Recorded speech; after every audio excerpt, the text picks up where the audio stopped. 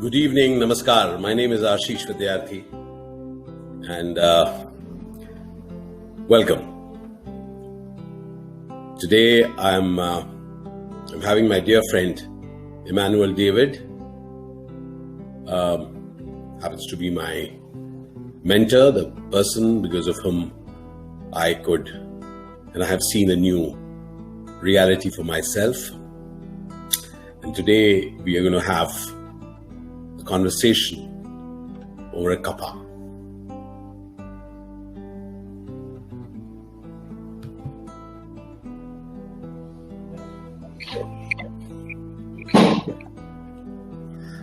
Long time no see.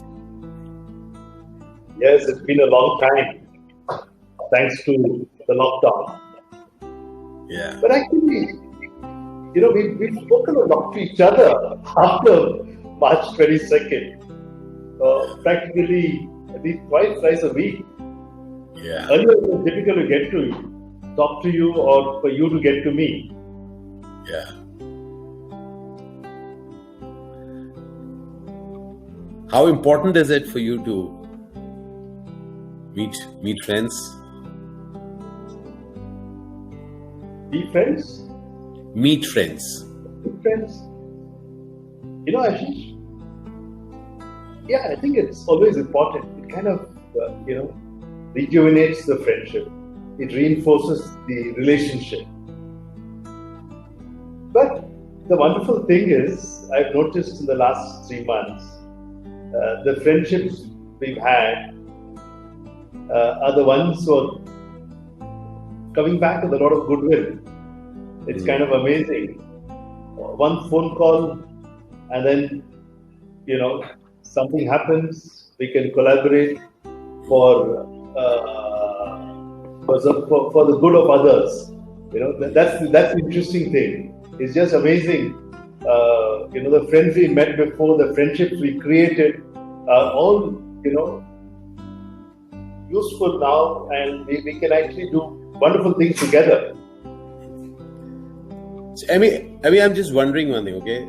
This is something which it crosses my mind many times. I've thoroughly enjoyed friendships through my life. From school days, college, thereafter. In Delhi, we used to have this thing of dost hai mera yaar, and then there used to be something called who's your best friend. Oh yes. And I remember long before the best friend concept came up, we didn't even call them friends. We used to just, my friend Arun, who's in Pune and you met, he used to be across, in our house. And I used to just land up at his place in the afternoons. And then Ma used to look around, where are you? I'm at Arun's place. And, like shouting out, and then I would hear my voice and come back. Yeah. So friendship was no pressure, no? Friendship was just like you wanted to be with someone. I don't even know whether you called it, he's my friend. But later on, that best friend thing came in. Yeah. So what is your earliest... What is interesting about friendship for you? I mean, right from your, I'm not talking of this period. I'm just talking, friends. See, it dates back, We moved from Chennai to Hyderabad. I must have been about 12 years or something like that. And I get into class 7 and new class, and 7th standard is not a good time actually to make new friends, because when you are the first, you have friends. And here's this person, almost first day, and he looks at me and he gives me one of those toffees, the Ravalgone toffees, Ravalgone? Yeah. I will tell you something very interesting about Ravalgone. Okay, you finish. I'll tell you something very interesting. Okay, yeah, go on. Interesting. Ravalgone. Okay. You are your friend. And even today, Sivakumar Rajendran, we are in touch. And he was with me. He came for my wedding, all the way to Shillong. We kept in touch. So he's been there for us, we've been there for him, and he's become a friend to my brothers. So Yeah. that's one friend. There's another friend. Interesting. So I'll tell you something very interesting about Rawalgaon again. Then Okay. so we used to live in Karol Bagh. Okay, yes. A lane, Karol Bagh in Delhi, and there used to be a lane called Joshi Lane, where we had the Joshi Hospital. Right. And at the other end of the lane, there used to be the J.D. Titler School. Right. So in our building, which was, we are on rent there, it was called the Panna Devi Jain House. Okay, it was a Jain house. And on the ground floor, Vora uncle used to live. And Vora uncle he was the first businessman that I'd ever met. And he was a stockist of Rawalgaon toffees. Okay. So you brought me to Rawalgaon. I was... Yeah. So you had quite of them as well, some of them as well. I don't quite recall whether, I used to get many of them, but something that you said, while I kind of was talking about Rawalgaon, about sharing friendships.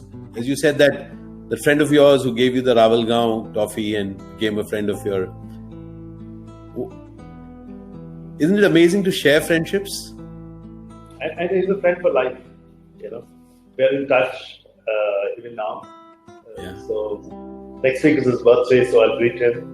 So we never fail to greet each other. And then our friends. What about sharing friendships? I love to share friends. I make a friend, and very soon a lot of my other friends already know about that friend, and very soon they meet and they kind of become friends on their own. Ashish, I think that's something interesting. You can see, I see that as an expanding circle, as an expanding spiral, right? And it's just that people having a common values, culture come together, and then magic happens afterwards, right? Magic I mean, happens. they don't do, and we don't do it because we want to do something. It's just being there, right? Like I recollect you, me, and Raja meeting. Yes. Yeah. This was at the Leela with the organizer. Yeah? Yes. Yeah. Yes. Or even take you, me, and Vasu meeting. Yeah. Right. I was speaking to Vasu yesterday. Vasu and I had I'll share such a beautiful dream that he shared with me. Yeah. And then you were there at his home, when he was sick, you were there. You took Ravi also. So there's a whole expanding thing. Or Raja and you and his wife, you all went to meet the Dalai Lama. Bandhu, yes. Yeah. That's also, And then you introduced me to Dr. Ashish Kanijo. Yeah. Yes. So, what I find interesting is that when you can share friendships, there are aspects of people which may have gone missing to you. They show up with other friends. Yes. I've seen that just the act, for me, it is a revelation. And I feel amazing when friends make individual friendships and then they share anecdotes, and when we come back they feel so. In fact at times I've felt that many of my friends I may not be able to be in touch with regularly, but when we are a band of friends, then even though I may not be, there, somebody tells me, "Oh, hey, listen, do you know how that person is?" So you're more aware. So it's like an ecosystem of friendships that gets created, and so another thing, like when I store numbers. So I think I told this to you. So whenever I store a number, it has a story. So Vasu for me is Vasu Emmanuel. It has to have that story, and, who I met through. So on my mobile phone, a whole lot of friends that I've met.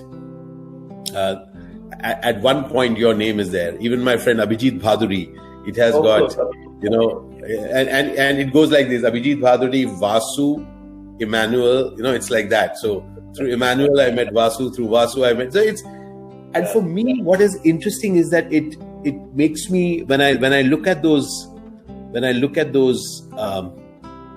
contacts and the names, it allows me to see and relive those moments as to where we met. And they may never come up in conversations, but each time I look at that phone, I want to call that person, that entire story comes up. Yeah, the Leela Palace comes up. It was very gracious of Raja to host us, spend time. And as we were going away, you taught me how to take selfies, and Raja also there. Then he shares it with my classmates, with our classmates and other people.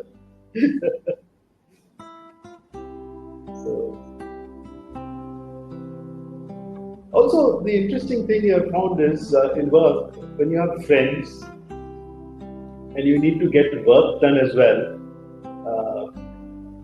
kind of say, hey, I'm going to another town or going elsewhere, then can you connect? And sometimes it's just that social contact makes the life a little more easy. You've got a power of positive reference. And so that's something amazing.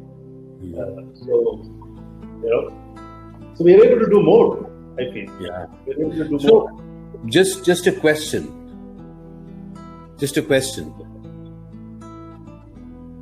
What would the difference? Is there a difference between networking and friendships? Is it the same? Is it different? See, I think networking is a nice word given this day. I think the most important aspect, Ashish, is not to have any agenda or motive. Right. And you're friends because we like each other. Yeah. Just. Not like in Hindi, there's कोई मतलब तो नहीं निकलना चाहिए. I love a term. I call it यूं ही. Yeah. यूं ही. So, यूं ही. So sometimes now they're kind of looking at networking the way it's seen. That okay, let's introduce me to so and so on and so forth. That's fine. I'm very happy to do that. Sure. But I think we must not have any agendas. But when there is a situation, people help, people support. Have you? Yeah. Yeah. So, is there a for in networking, whereas in friendship there's no for? We can say that. We can say because the way it's kind of branded and social capital and networking, it comes that. But friendship is just we can just like when you're in Pune, we just go to that Bohemian cafe and we laugh, right? And we have a chai. Do you remember? Do you remember the time that we used to go out and have coffee or chai somewhere? Do you remember that time there used to be traffic?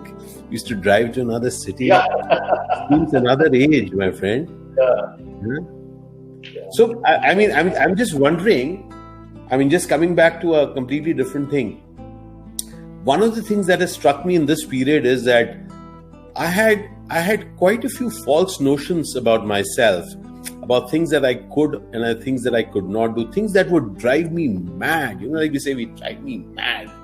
So do you have any of those things that you have disrupted for yourself? Because I don't think after probably second standard ever, I would have remained at home for so long in my life.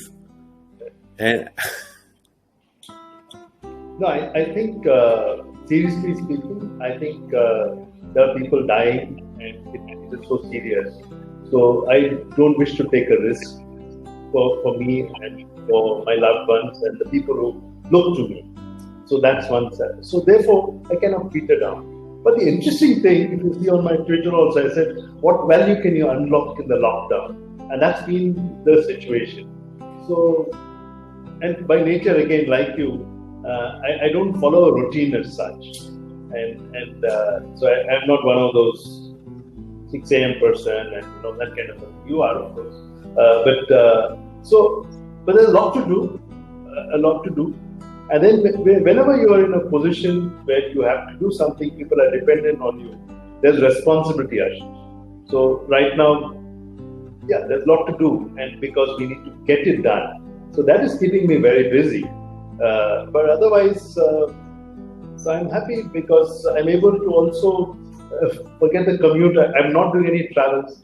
But you see, this kind of medium is also helping us to have better quality interactions. Sure. Can you believe it, Ashish?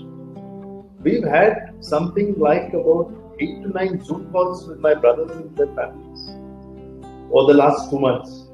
And what's happened is, I think it was Naz's idea that why don't we not just say hello, how are you, and learn something. So everyone is taking some sessions. So my sister-in-law, who's a lawyer, she did a session on mediation techniques. My brother in Delhi has done a fun with maths.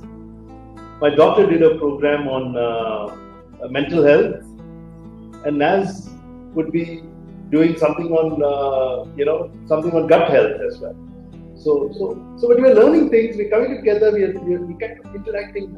So I don't see there's much of a limitation. But yes, you really look at it, you can do much more. But perhaps we're cutting off all the fat, we're cutting all the waste, and focusing on the core. We're focusing on the core. I love that. I love that thing that you shared the other day about that gift. I'd like to share that once again. That was, and somebody said thank you. It was an amazing story for me. Yeah. Please share. So I think one of the things, as an ethos, Nazreen is my wife, for the benefit of viewers, and so she doesn't like to waste food, and so one of these days there was some food. This happened almost about 18, 19 years ago, and so there was some extra food which was not consumed, a little roti and some vegetable. 2 small packets, and then we went out in the car on an errand, and we looked for someone to give it away. We couldn't find. Then we were almost home, and then we found that near our home, where we were living at that time, there were level crossings. We had level crossings where the train used to pass by and we had to wait. Nowadays you have flyovers. Then there was a lady, a couple who used to always pester for some alms and stuff like that. So I called her and said, come here. And then I kind of said, please, there's some food for you. I was also feeling sheepish because it was nothing much, it was old food. And she took the packet from my hand carefully, quietly. And even before it went into her hand, she said, thank you so much, sir. Thank you so much. God bless you. Ashish, this happened 18 years ago. I am thinking, I received much more than what I've given her. Just her attitude of gratitude makes me think, oh my God, she has not even seen what is there, and the way she has blessed me, and that's remained with me all my life.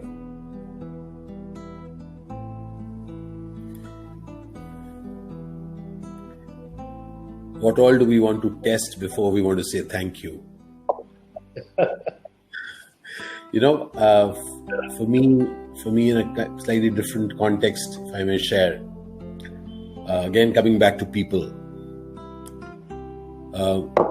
we say that, so I now know you over a period of time, and now we have built a trust. Now I've begun to trust you. And so it takes time to have trust.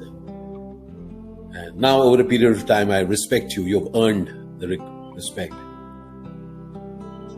I mean, I have somehow felt, how will it be if we can begin with trust and begin with respect and begin with love? Because, and not just saying like paying in lip service to these terms, but really getting, after how much time will I be able to trust you?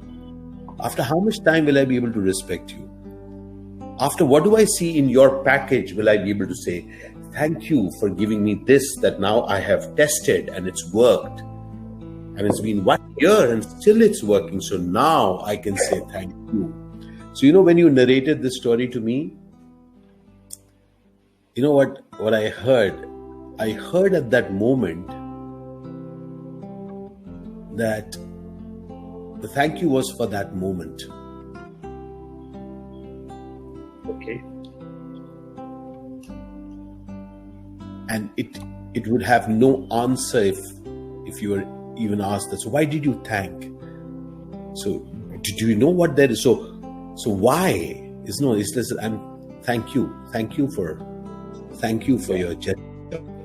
And I will find out or not find out what is there. And she might at that point go away forever. And you may go away forever. I may go away forever. But that moment has come. And as I've discovered through life, as I've, and I'm saying discovered through life, is that for me each day, Emmy, is such an interesting new one. I'm too much of a hurry to find out what this moment has given me before I'm grateful to it. Because I may not remember to come back to the value that this moment given me. But I know that since this moment has happened, the stuff that I've done in my life, the travels that I've done, the people that I've met, I'll probably never ever get to meet them again. Yes. But the stuff that they have left me with, if I did not thank them at that moment, I would never ever get the opportunity to. Yes.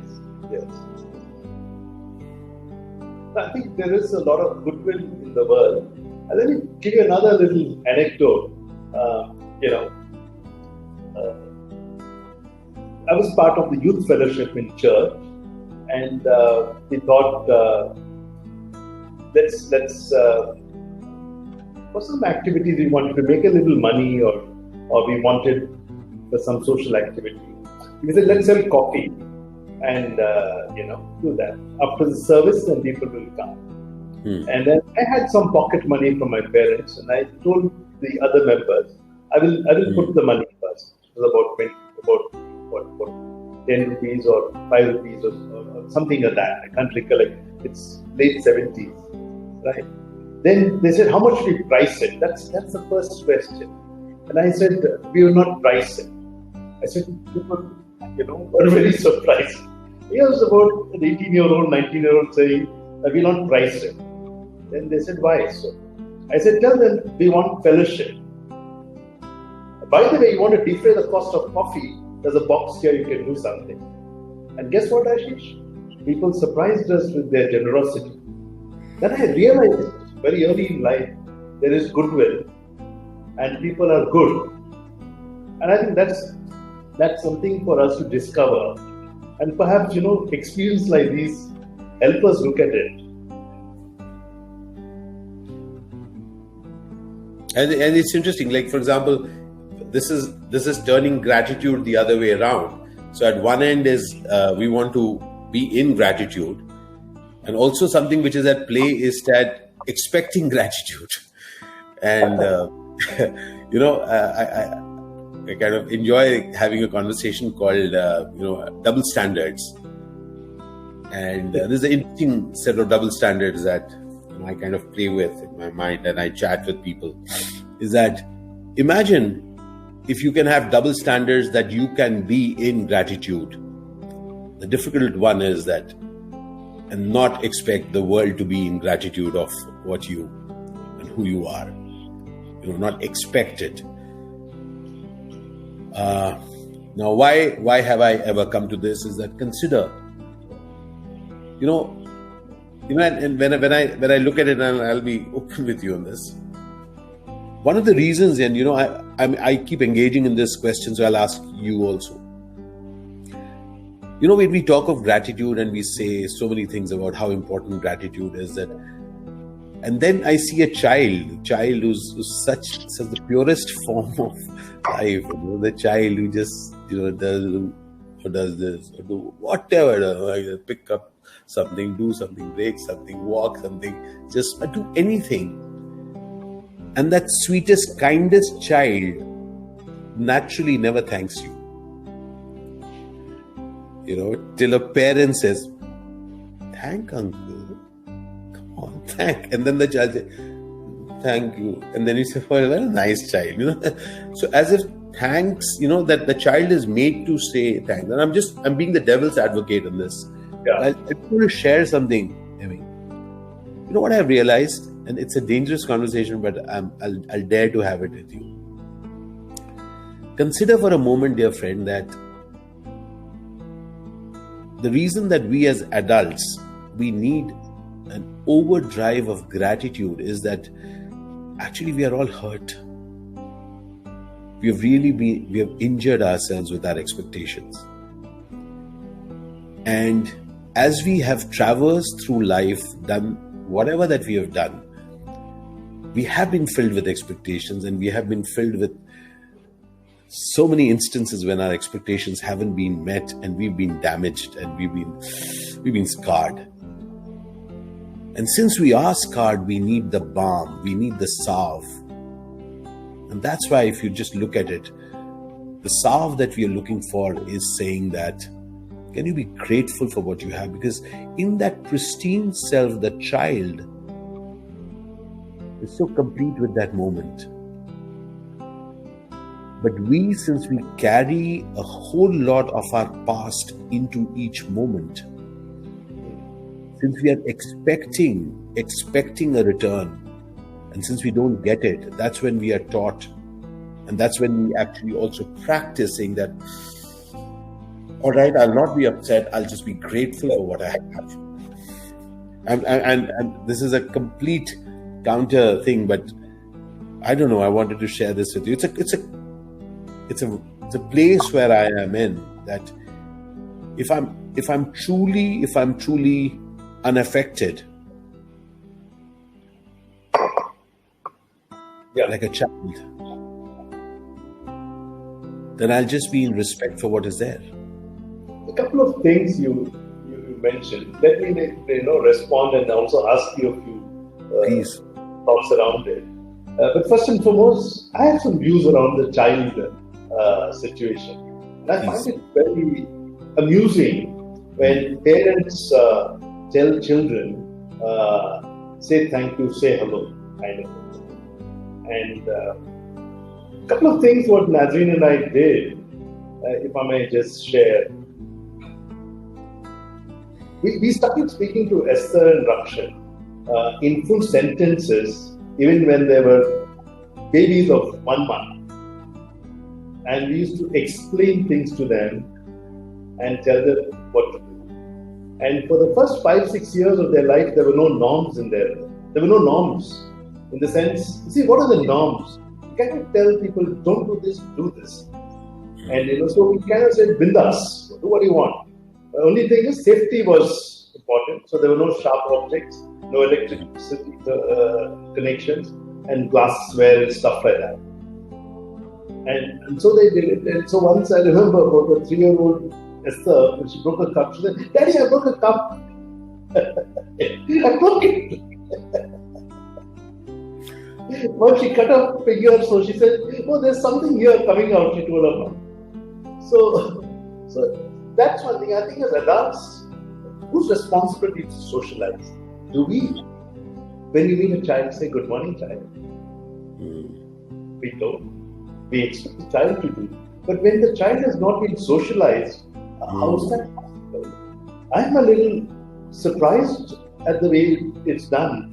Someone who is 2 years has no experience in this is now expected to behave like an adult. For me, that's a terrible thing. So therefore, I will just leave the child part to where it is and say, It's unconditional. It is being. So it's okay, right? So just a counter view. Sure. Coming from the situation of the hurt part of it, I think that is there. Many people have. But then you look at the role you play as well. Like I met you once in the Saharasa Hotel, early in 2013 or something. We go to the washroom, then you thank the person. We meet the bellboy, you thank him, the security person. Then I said, what's happening? We're supposed to talk actually. And here you're saying, and you're doing it spontaneously and generously. Then you said, no, universe has been very kind to me. So I think it is which side of the knife you want to hold, by the handle or the blade. Sometimes we tend to hold the knife by the blade and we get ourselves cut. But you hold the handle, it's a fantastic instrument. I think that's a perspective I want to leave. What do you make of it? What do you make of it? And I will be bluffing or not fair to say if I've not been hurt. Sure, my friend. It have not had difficulties. Yes, there have been. But how do you handle it? Is the situation. What you make of it. And how do you handle hurt?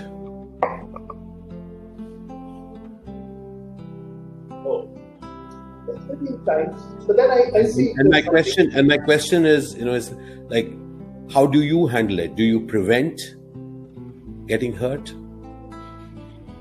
or do you handle it when you're hurt? Over the years, how have you evolved?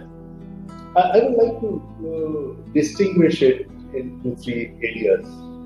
First and foremost, when you are the cause of it, then you need to be mindful of it.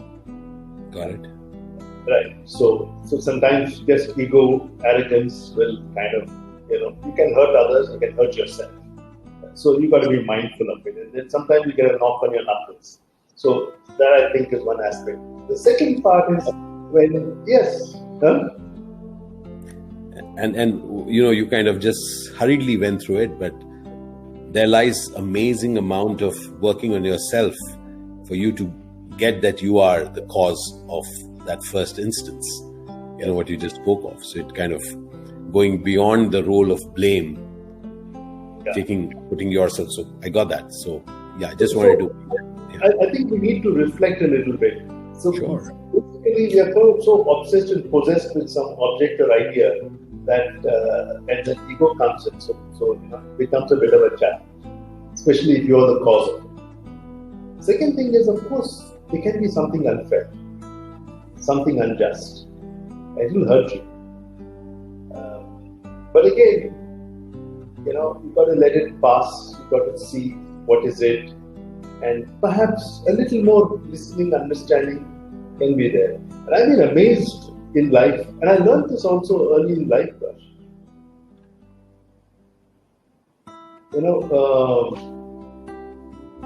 We had a very difficult long-term negotiation with the union. It went on for about 8-9 months. I was about 33 or so. And then the whole week we negotiated, right? And then the last day, it was an overnight negotiation. And then towards the end, we came to inking it. Then I had some points which were on principle. I prevented my MD at that time from signing the document. So I said, well, we have to ascertain certain things, only then it can happen. So he said, okay to me. The union leader, who was at that time older to my father, was very offended. But somehow he stomached it. It was 6:30 in the morning. We're going back. We stop at a wayside tea shop, having tea. And that is when he pounced on me and abused me. He shouted all kinds of things against me in the open space. And, two things hurt me. One was, of course, the union leader, of course, being nasty to you and saying things to you. The second thing which hurt me more was none of my colleagues or my boss said anything in defense. Okay. I let it pass. I felt bad about it. Then, after a while, I had to, I had another opportunity. I changed cities in that role. I'd done that work there. Everything went well. Spent time. Changed cities. And then I went to another city. 2 months later, I get a letter from the union leader, and he tells me, "Listen, I know you'll be shocked to get a letter from me." Right? I said, yes, of course. Then he says, my daughter lives in Bangalore, and she's doing her post-graduation studies. I want you to be her local guardian. I trust you.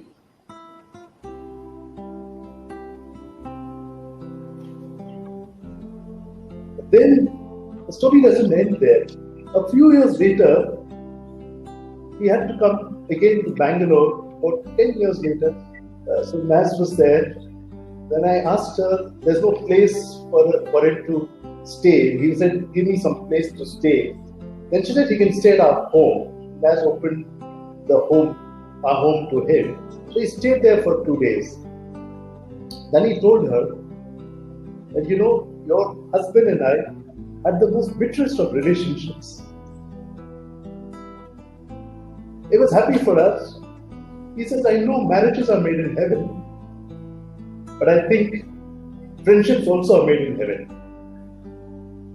Now, this is about 20 plus years ago, Ashish. And for me, that Mr. Amolakram, God bless his soul now, he taught me that the humility, you may take a point of view, take a difference of view, you may hurt, but where it matters, you kind of come back. It taught me a nice lesson.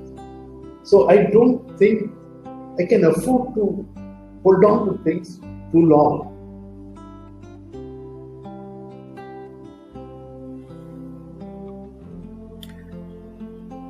So I was, a couple of things just come to my mind. So one thing which I'm getting is that, suppose if we say hurt, and I'm just thinking aloud at this point, suppose if we are saying hurt, then we are looking at a microcosm of time. And in this microcosm of time, there is a certain decision that we have taken about that thing.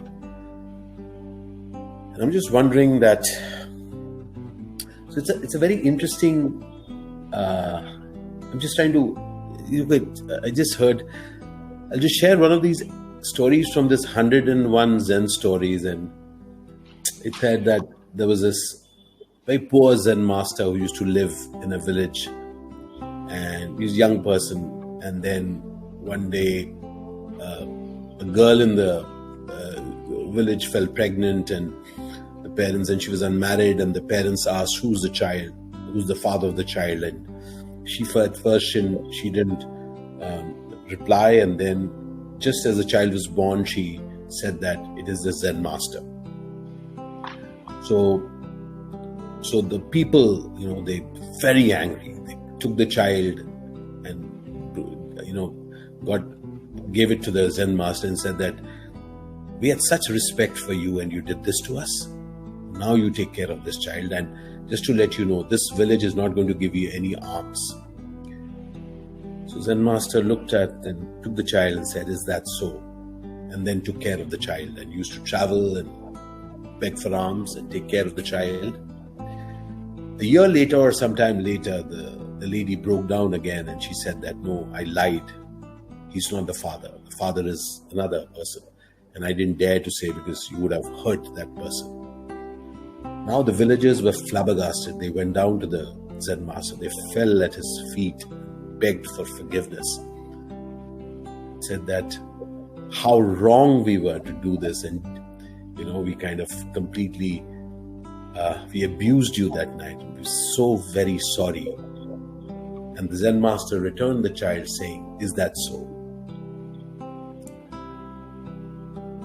And for me, Now, it still is a story, because when I deal with hurt, Emmy, even though I know the story and I know many such instances, I have a feeling that somewhere for me, hurt comes from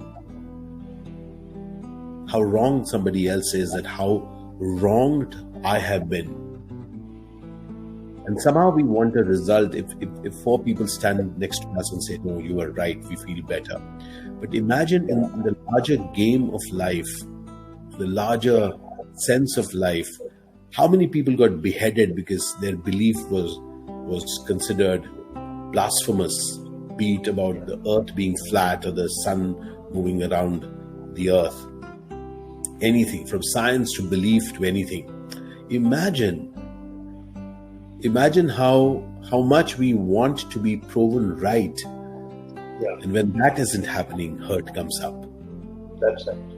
And I'm just imagining this. So I'm walking this path, and I speak often with you because you light up many parts of me, which I want to own, but are dark at times. And one thought of yours stays with me. He says, and when you said that, when after everything there is prayer. Yes. Yes. So somehow I felt that, you want to control so many things in life, and you want to control the destiny of that moment. The destiny of that moment, that, the truth shall prevail, and truth shall prevail this way. Truth shall prevail when the evil is beaten at this moment. Only then shall truth prevail. And then we get that truth, or whatever we call truth. Yeah. Even when we say shall prevail is our interpretation of it. I think there is that. I'm a firm believer of God, and I think God also will not put His people to shame, and truth will prevail. That's been my experience in many things. So, what are the things which are hurting you, Ashish?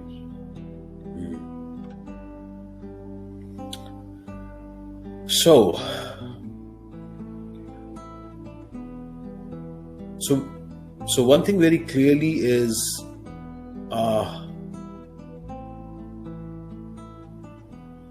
so one of the things that does hurt me is there is a particular way that I look at relationships. And I have a certain ask from relationships. For example, let me tell you more specific. I don't like casual relationships, and that me not liking casual relationships is also so I engage familiarly. I don't engage with just hey, how are you? Very soon, as you know that the moment we met, and just in a few days, and sometime we knew who Naz is, you knew who Pilu is, you know who Mowgli is, and we knew who Esther is, and Rakshan is, and for me, I just enjoy familial gatherings. I do not personally enjoy having friends who do not know my family. And because I invest in friendships. I really invest. I really enjoy. I don't casually meet people. I love to know something more about them, and just be there and listen in, and for me that's across friendships. That's something. And so what hurts me, if I may tell you, is that when suddenly friendships go into the realm of professional needs, when in front of me I see the human being, the taste of the human being alter, and again I'm at the source of it. Having said so, I still love it. You see, my ideal is my father. A father who Right, had right. seen many things, and I'd seen him being all right. And I recently made a video called "It's All Right," and that "It's All Right" is my father's term. It's all right, and I'm trying to be even. It's all right with this. Yeah. And if I may tell you that my zone of Yeah. can I even accept people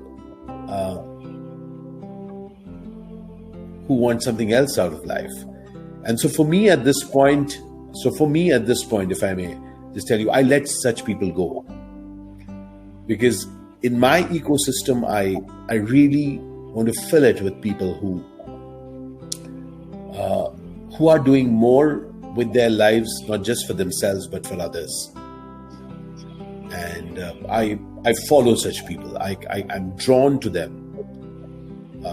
I'm an avid learner, and people like you, people who are there in service of others, they really inspire me. They make me feel that I have scope of being bigger than who I am at this moment, bigger as a human being. And in a way, also, if I may tell you, the hurt makes me keep moving, makes me keep being restless. I'm the antithesis of your calmness, Emmy. I keep sharing that with you, don't I? So May I just respond to that? And you gave a beautiful story of Zen master as well. And for me, I've seen all of us are in the work in progress mode. We've not arrived yet. Even we may be 70, we've not yet arrived. So there's this whole process of being and becoming. Sometimes we are upset with the being, and there is this opportunity to look at the becoming part. The other thing, coming down, can you just repeat that one? I said, everyone, we are upset with the being, but they're also in the process of becoming. Right?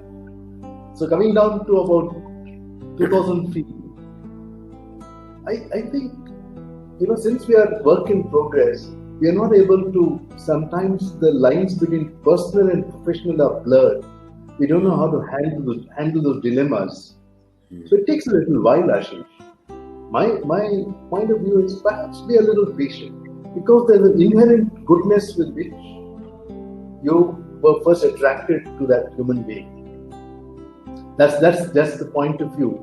Maybe carry a little longer. And then always, I remember another dear friend who quotes Soren Kierkegaard. He's a Norwegian philosopher. He says, life is understood backwards, but it must be lived forwards. Ooh. Ooh. Oh, gosh. Life is understood backwards, but it has to be lived forward. Ooh, Emmy. Imagine if you can live it with hindsight, Emmy. Wow. So let me go back again to the hurt part of it, and perhaps so we talked of two kinds of hurts, but there's a third kind of a hurt which is beyond your circumstance. Like, for example, losing a job, done whatever it is. That's also okay. But sometimes, you could also have other situations. And then how do you handle those hurts is a critical thing. I've been through some situations like that. And then I realized, hey, I'm alive. I have an opportunity. I have to repurpose my life. Right? And and I wish that nobody goes through such situations. And then for me, the whole thing has been the power of rebuilding, Ashish. Rebuilding. Sure. Rebuilding. So that's been something what I have seen and discovered. And I cherish that. And perhaps, when vanity and ego comes to play, that reality kind of brings me back and anchors me and says, hey, there was a context, be careful, be on guard, That's the situation. So very, very interesting, a couple of things. One is that, so vanity and ego will really always come in the way of rebuilding. I think so. Yeah, I get that completely. And imagine when when you get the size of your visiting card and the size of your car and all that thing, it kind of gives you a certain kick. And it all another very interesting thing that you shared, and I'm kind of resonating with it, and I'm just kind of bringing it out. And very recently, I had a communication with somebody, and so I love to communicate with a lot of people, but I don't end up, even before the lockdown happened, I do not end up meeting a lot of people because I love to communicate and I love to converse with people. And a lot of people send me messages and I make sure that I reply to them. And many of them say that, they would love to, just have a tete-a-tete with me. And I love meeting people. But then I can't end up meeting a lot of people. So I don't kind of put a wall around me. I will communicate, and a very dear human being was upset with me. And I get that upset. And one thing which I shared at that moment, which I felt very dearly, is that when we are angry with anyone, it's very difficult to get over anger. Yeah. But what is possible for us is to just think of why we first were in love with that human being. And I mean love. Love need not be, just really being in love. And like, imagine if you've even taken that job and now you're upset with that job, how will it be if you can just remember the reason, what you felt when you got that job? Do you remember that first program that I did? Yes. Yeah. That was astonishing. It's just 4 years back. I mean, it was like a few months. What I liked was, I think being a film personality, we had about 6 meetings before you went into that session. And you were asking me so many questions. You met with different people. But the delivery that day was fantastic. Then I realized how important practice is for you, how important excellence is for you.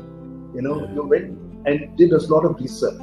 So for me, that was amazing, and I hold it dear to my heart. That here's a person, like, give him some assignment to speak to people. He does so much of hard work, he does so much of background work. I remember even in TMTC, you would come over and spoke to civil servants, and you put a rope and a ball, and in the garden. We did in the garden that entire thing. Asked them to connect, yeah. But then you made it special for them and memorable, so that the learning is reinforced. I like that assiduousness, Ashish. If I were to say assiduous Ashish. Thank you. So I mean, the point that I just want to. So each of us have something amazing associated with the first memory why we went in for something. So there are days that I'm really upset with my work, I'm really upset with people. And what you brought back at this moment is that thought that if we can recall that moment of happiness that person, that job, that scenario first gave you. Yes.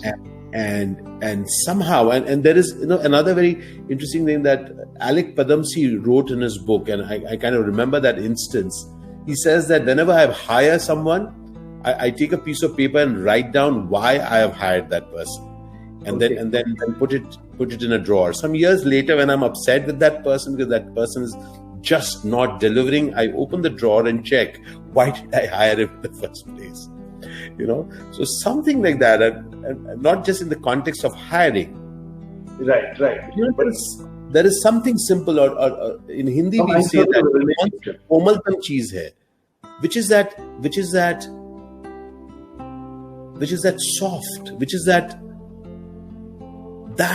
gentle in that person, which you loved when you first met. What is that amazing experience that job, that experience first gave you? And trust me, Emmy, as I go through my life, and as I go through each day on these events that I do or the performances that I give as an actor, one of the things that really drives me is that I never ever forget that moment of my hunger, that I wanted something.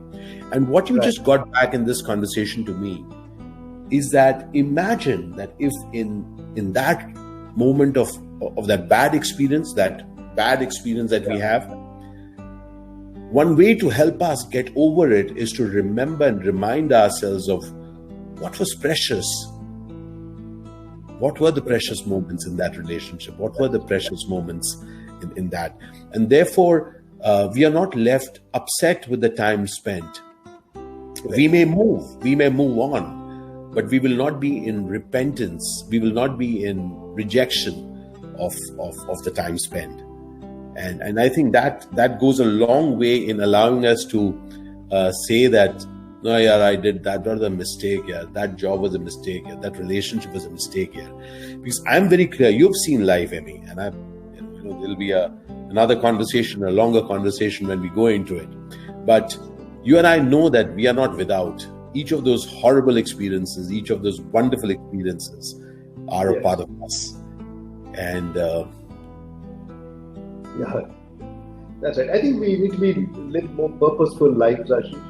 If we are harboring thought of hurt and envy, then we miss out the moment, as you said. So perhaps it's important that each of us to kind of define our purpose and see if we can leave this world a more happier place, and people touched.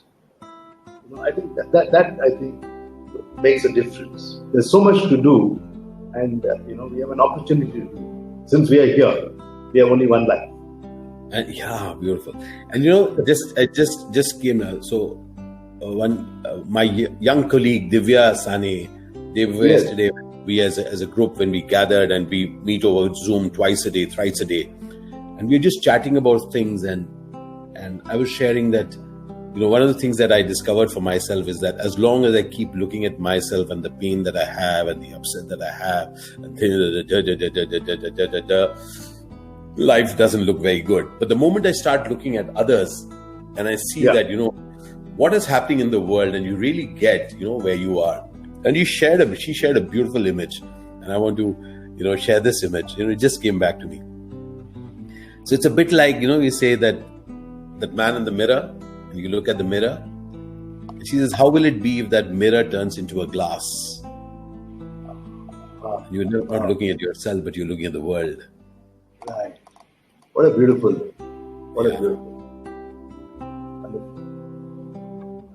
So then we move on from ourselves to the other. Let's just see. So I'm just looking at. So Vaidehi Raj is just mentioning that it gives a magical power when you feel bigger in someone's company. Yeah, and that's so true. Just even as we're completing this conversation, we're going to an hour already. Is that, haven't you felt? And I'm just checking with you. When I'm truly around giants, I don't feel like a dwarf. Yes. I feel I create an opportunity. They create a gap for me to fulfill. Yeah. No, I can recollect that. Earlier this year, there's a Professor Clayton Christensen passed away, and I met him in 2016. At the Harvard University. He was walking down the road. I recognized him and I said, "Sir, is it Professor Christensen?" He said, "Yes." Then we just spoke for a few minutes, and then I said, "Sir, can I have a photograph with you?" And if you see him, he's over 6'4" or so, and a real giant. And he's written that amazing article, "How Will You Measure Your Life?" Which Harvard made it free for everyone. And it's an amazing article. And here I am, Right? And then, it made me feel so loved and respected, putting his arm around me and taking the photograph. Felt very good. I resonate with what you say. So as I complete this conversation, just want to let you know that you're one of those, Emmy, where I feel the huge possibility of being bigger than who I am in your presence. I've experienced this in the presence of Mr. Azim Premji, amongst other people. Thank you. Yes, it's not just in terms of the stature of the position that the person is, but who the person is. And thank you for being a beacon. Thank you for setting standards with your kindness. Thank you for setting standards with your generosity and you being available, not just to me, but people that I know, that I've met, I've seen how you are available to your team members. Just to quickly let you know one thing. Yeah. You shared with me something about the dessert. Yes. To let you know that we have started that at Avid Minor. Okay. At Avid Minor, we've started that. But again, we are not, so we started that. We did 3 of them that, just getting together and just to share with the rest of you that Emmy calls it the dessert, when you get to thank and put one person right there and share what is amazing about that person. The rest of the team gets in. So it's Ubuntu somewhere else, but with Avid Minor, it's a gift that you have given us. So apart from everything else, we kind of we have started that process, and when we miss it, we miss the dessert. But the dessert is not a part of us. Yes. No, wonderful, Ashish, and that's worked like a charm with my team as well. So thank you, feels good. But you've been very great in your appreciation, and I listened to you carefully. There's a lot to do. We have a lot to do together, and there's a lot to excel as well. And thank you for your generous words. Thank you. Thank you everyone for being here. As Vaishali says, life is understood backwards, but it has to be lived forward. Brilliant thought. Must say you both are inspired. Thank you so much. Thank you each one of you for having joined Emmy and me over coffee. What did you have, Emmy? Just to check, did you have coffee, tea? What did you have? Tea. I like coffee, but sometimes the things you like may not be the best for you. Someone doesn't agree, but I enjoy my tea. So fantastic. On that note, so this is the tea which Naz has made for me, and and good wishes to Pilu also. And I think we owe it to ourselves for being in the show, to Pilu and Nazreen for supporting us and being with us, as wonderful spouses. Amazing friendships we have at home. So Alshukran Bandhu, Alshukran Zindagi. Thank you for bringing everybody in and appreciating. Thank you so much. And we'll keep meeting, dear friends. Emmy has been here as part of the 2 of us talking Zindagi while we are sipping life. Yes. Next week, we have another very interesting friend of mine, Pankaj Bansal, who will be joining us next Saturday at 5:30 p.m.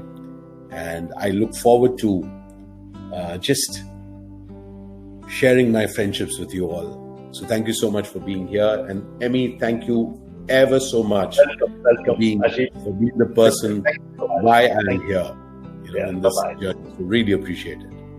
Bahut shukriya. Thank you. Stay well. Take care. Bye.